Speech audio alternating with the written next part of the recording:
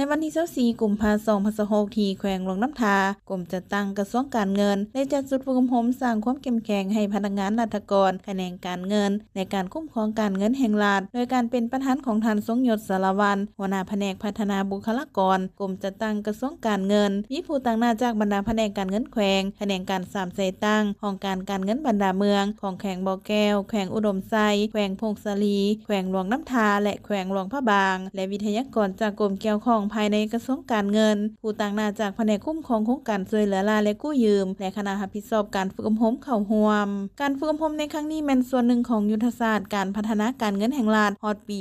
2025ยุทธศาสตร์ที่5ที่เน้นใส่การพัฒนาบุคลากรให้มีความรู้ความสามารถจุดประสงค์ที่สำคัญแม่นสร้างความเข้าใจในเวียกงานตัวจริงเพื่อให้พนักงานราชการโดยเฉพาะผู้ที่ยกย้ายมาจากแขนงแผนการและการลงทุนมีความเข้าใจแจ้งต่อสิทธิและหน้าที่ในการคุ้มครองการเงินระยะใหม่ทั้งเพื่อเตรียมความพร้อมในการนำใช้ระบบล้มศูนย์ข้อมูลข่าวสารการเงิน IMS ที่ทันสมัยภายใต้โครงการ eFIT ที่ได้รับการสนับสนุนจากธนาคารโลกพร้อมทั้งยกสูงประสิทธิภาพเฮ็ดให้การวางแผนงบประมาณและการรายงานการเงินมีความโปร่งใสชัดเจนและตรวจสอบได้ตามมาตรฐานสากลตลอดระยะการฝึกอบรมผู้เข้าร่วมจะได้เรียนรู้และแลกเปลี่ยนบทเรียนใน7หัวข้อสำคัญคือบทรายงานการเงินและการบัญชีการวางแผนและการจัดตั้งปฏิบัติงบประมาณการคุ้มครองรายรับการคุ้มครองรายจ่ายการคุ้มครองแหล่งเงินและหนี้สินสาธารณะการจัดซื้อจัดจ้างโดยทุนของรัฐการตรวจสอบและการกวดกาโอกาสดังกล่าวท่านทรงยศสารวัตรได้เน้นหนักให้ผู้เข้าร่วมทุกท่านจงยกสูงความรับผิดชอบ